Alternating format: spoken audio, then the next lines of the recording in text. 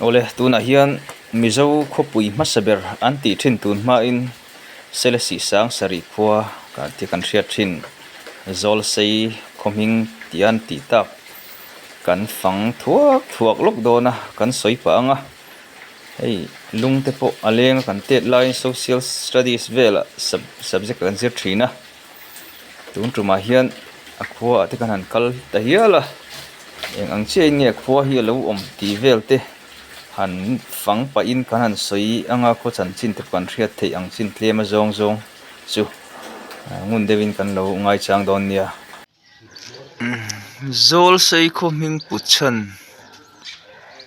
pukola chuan apa lian lula tir angin thlang nan Selesih hmun hi sangkhat sari som ni pariata sa tin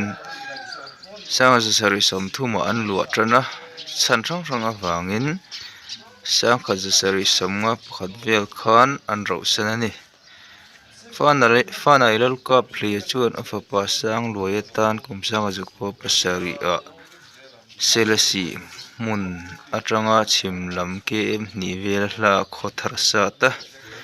hmun rem le Zawlsei tak ani awangan Zawlsei hmingvoin sang luai chu lala athuta a sang luai chuan anu thuron angin sang azuk somthum palia Selesih hmun chu khothar tan sa tin thumnga a alwa tana tungleng hian Selesih hmun chu Zawlsei hmingpu in meimit lova lua lum ani ta zel ani tia Zawlsei khua hi khawbung thlang dewa awma kan han in lok don ani Mizoram khawpui hmasa ber Selesih sang sari Zoram Jerusalem Selesih sang sari khua hi edi sangkhat sari atanga sangkhat sari somli pasari vel kha awang lai ni in lal pasari nan opa zolbuk po pasari om ekoi zo fa te khawpui hmasa ber ni in Mizo dan le hrai tlawngwaina in pum khanna in leina tonna lal te tan ro rel thiam nu le Mizo nun je mawi chitin reng lo chuana ani thinlung taka hriat reng tlak ani Zoram Jerusalem kan chuang che isak ming Selesih a mawi kim ngei zafaleng zong ta na ilut na kan donin khua zong lain mo ilo chuange Dr. C Silvera milung phun hong tu hi ani a hei hi Zawlsei khua tu na kan om la hi ni a ni he lai hi an Selesih sang sari lal in thla chhawn dan an tia sai lova chung nunga chen kuala lian lula tian lal lu maro na alal chera thang phunga pokola dar pulian tia athale me hi en lal in dan lal in thla chhawn dan dar langa tin kan hmu theia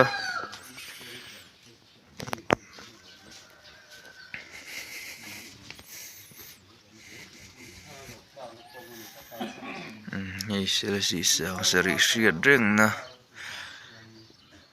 Mizo khawpui hmasa ber Selesih in sang sari hmun ani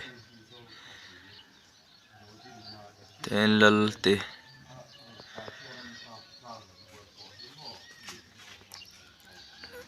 anda langa hnuai mi hmingthang te melra hmingthang lian chia bui zawa ai niar no pan lai kan zir lai te min ti hre chok war mai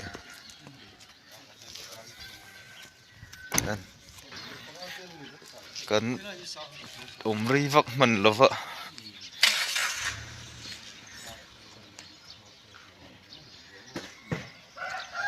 tu nai in eng zat vel nge om Zawlsei a oh ani tak chu oh Zawlsei khua ti taka khumun ma hi azol nuam thapian maya adarnal moi khop mai hei han fan kol vel po anuam deuh ani zingkar mani se hoivel nuam khop mai hei kalaman hlavia wani lomum tak tak ani zingkar selesih sang sari Zawlsei khua kan zuk tlawh loka ni helai khua hi Mizo history khawpui mo tak te pawh ani hei a zong zong chu han fan thei ni lova ti hian kan han thleng thla thuak a helai hi at mun ma zo lai li de ulai ni om ni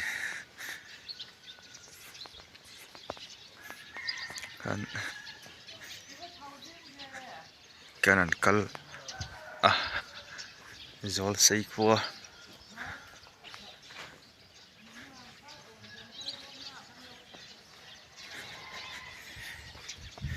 Selesih sang sari hi pol thum nge ni kan ni poli kan ni lai social te kan zir thina social subject alung len thak khop me khom dan hi zingkar mani sila le ko ki in zar phar deuh doi mai khonwam tak ani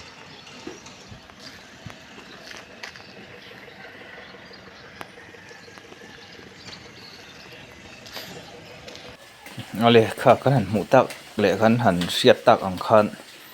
Zawlsei tu ma Selesih sang sari ta hi Mizo thon thu Mizo history kan han tia khawpui mo tak mun poi mo tak lo lua to tu te pawh ani Mizo khawpui hmasa ber ti te Mizo Jerusalem ti hming te alo pu thin ani chutiang chuan a hmun hma te kan han fang thei hi alom tak seta Mizo zinga hmingthang rang kan hriat tuan tha hmingthang ai niara ti te zai thiam hmingthang bui zawa ti te mel tha hmingthang lian chi ti kan an hriat te kha kholaya lung an phunna khan an han ziak te la midang pawh kha ani kan han soivek seng lo dewa khatiang te kha ani tiang chuan hetiang tu ma kan zir thin mun te kan han fang le hi along me maya mun poimo tak lo ni to thin kan han mu mun nge ya kan han kal te hi along tak se ani de chuanin rei kan cham vak man lova le mai angai wangin kan hole mai do na pawh ni sela hetiang kan han kal thei hi lomom tak se ani